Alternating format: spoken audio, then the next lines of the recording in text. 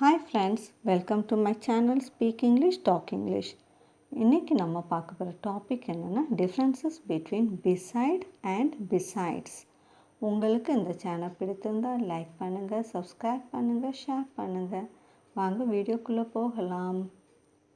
beside அருகில், பக்கத்தில். besides மற்றும்.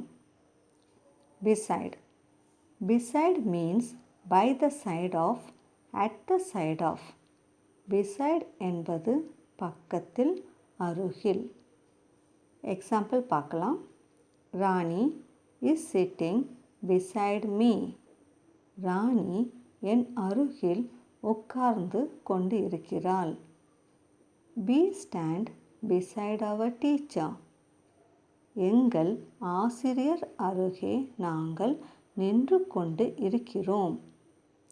besides means in addition to. besides என்பது மற்றும். example, I like football besides cricket.